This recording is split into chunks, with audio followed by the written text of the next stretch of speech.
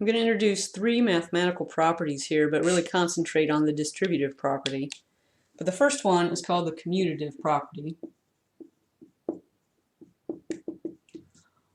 This is for addition and multiplication. All this really means is that 4 times 3, for example, is the same thing as 3 times 4. The order that you put these in really doesn't matter for multiplication. 4 times 3, same as 3 times 4. Similarly, for addition, let's say we had 5 plus 12 plus 9. The order that we write these in doesn't matter. So we can write this is the same as 9 plus 5 plus 12. These are the same. So obviously with division or subtraction, that's not the case. For example, with subtraction, 10 minus 8 is not the same thing as 8 minus 10. So the commutative property only works with multiplication and addition, not subtraction or division. Second property is called the associative property. And this just has to do with grouping with parentheses. For example, and this again is with addition and multiplication.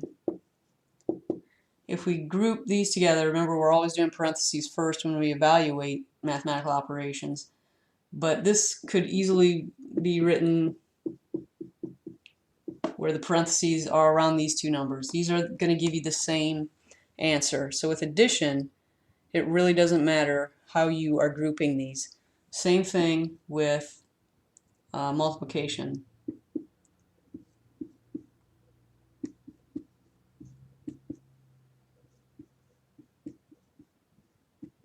It doesn't matter how we group them with the parentheses. So again, this is with addition and multiplication. The property that's a little more complicated is called the distributive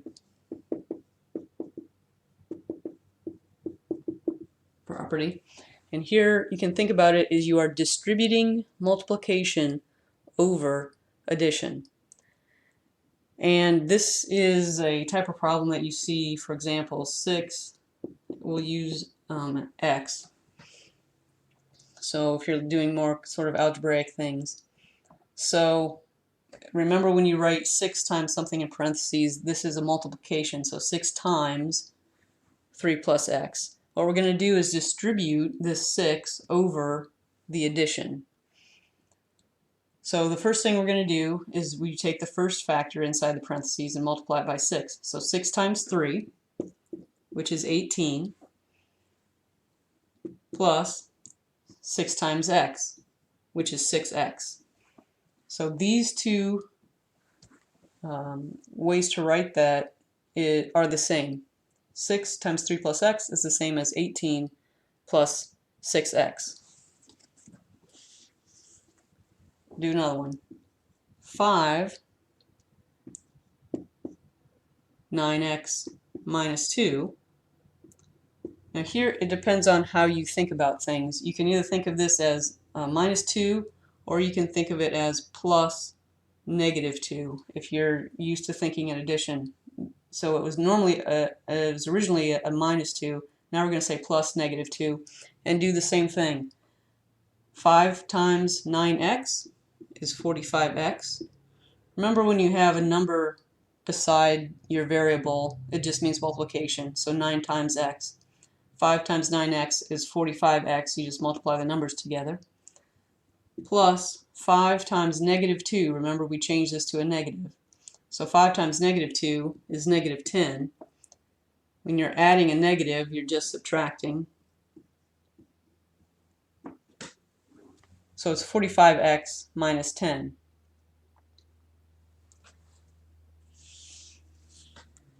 If we have negative 3,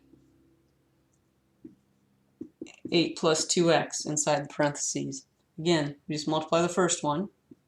Negative 3 times 8, negative 24, plus, and we do the second one, negative 3 times 2x, which is negative 6x. If you're adding a negative, you're just subtracting. So remember, it was negative 24 minus 6x. Now you can also do this the opposite way, where you're given this answer and you're trying to get it into something with a parentheses. You start with 18 plus 6x. The way you're going to work backwards is you look at these two numbers and decide what's the largest number that will divide into each of those evenly. And if you're unsure on how to find those factors, look at my video on divisibility on my Facebook page. So we look at these two and we know that 6 can be divided into both 18 and 6. So we're going to pull the 6 out. Now we just have to decide what, and the way mathematically you do is 18 divided by 6 is 3, because we want to know what times 6 is going to give us 18, or 18 divided by 6 gives us that answer. 6 divided by 6 is 1. Instead of writing 1x, we can just write that as x. So we went from there to there. And remember, to go from here to here, we just multiplied through. 6 times 3 is 18, plus 6 times x, 6x. If we're going to do